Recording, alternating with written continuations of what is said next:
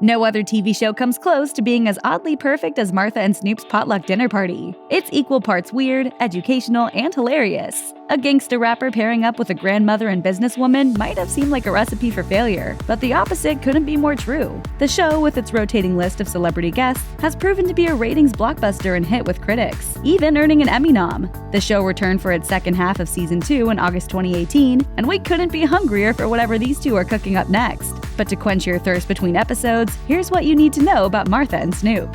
Just to clarify, I'm not high right now, but whoever gave us this show, they must have been. Real deal friendship.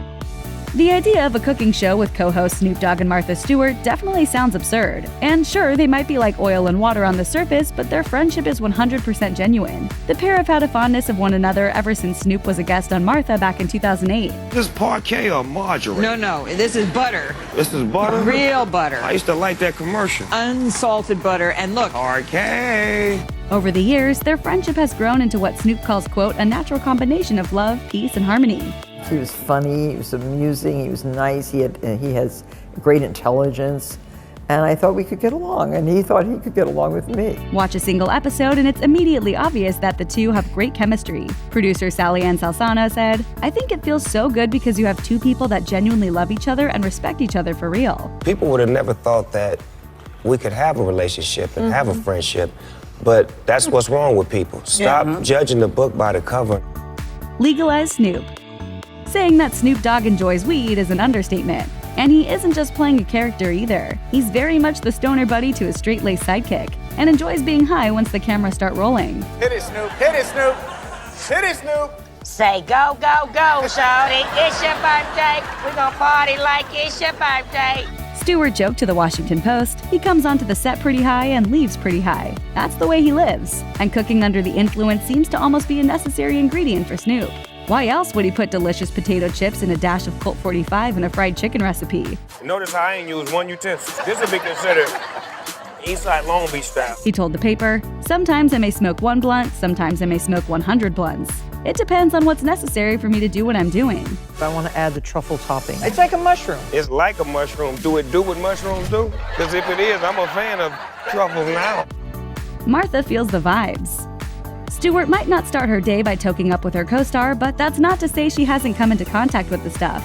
Martha, have you ever tried the edible? No, of course not. That's what everybody want to ask me. I'm Have you square. smoked with Martha? Did Martha eat the edible I yet? am square. Apparently, the smoke is sometimes so prominent on the set, she told The Hollywood Reporter, "I get kind of high from secondary smoke. I'm not a smoker myself, but the smoke is quite thick around the set." But it's not the first time the rapper's habit has rubbed off on Stewart. Let's get to the reason I'm here tonight, which is to give Justin Bieber some tips to use when he inevitably ends up in prison. Stewart told Seth Meyers that while sitting next to Snoop during the taping of Justin Bieber's Comedy Central roast, she got a contact high during the 4 hours it took to film. I was totally high by the time I got on to that microphone. Oh, yeah. Snoop recounted the roast on The Howard Stern Show, saying, By the time she get up there to tell her jokes, She's whacked out of her head. she's whacked out of her head, but she steals the show. and just in case you need some proof, I walked into the chow hall, picked out the biggest bull, and I stuck her. tossing one back. I'm going to pour one out for my homie. Snoop and Stewart might not be sharing spliffs, but that doesn't mean the two aren't celebrating their success. And come happy hour, Stewart's all about wetting her whistle. Just a little bit of vodka, a tad of vermouth, and shake. Snoop admitted to Jimmy Kimmel, She forces me to drink alcohol every day on the show. the rapper doesn't seem to be fudging the truth either. So far, fans have seen the pair enjoy anything from beer to champagne and Bloody Marys on the show. Hey, you gave me that before, didn't you? No, Sangria? never. Well, give you some now. Okay. Snoop admitted he has mostly given up drinking, but he obliges when he's offered a beverage from his co-host, telling Kimmel, I don't drink anymore, but with her I have to drink. So Martha will get you a little drunk, but doesn't go the other way. We working on that. the dog can cook. Followers of Stewart know that she can cook like nobody's business. But when it comes to the dog father, Martha says he can hold his own. Drip it, drop it, drop Yeah. it, drip it, drop it, drip it. She told CBS, his Cornish game hens that he made yesterday were the best thing so far on the show. Snoop admitted that recipe came from his mother, but was quick to point out that working alongside Martha has only made him more confident in the kitchen, telling AARP, "Martha taught me how to make a pizza. I'm talking about from scratch." A cookbook for shizzle? Now, the first trick to the trade is potato chips. What? We won this already, yo.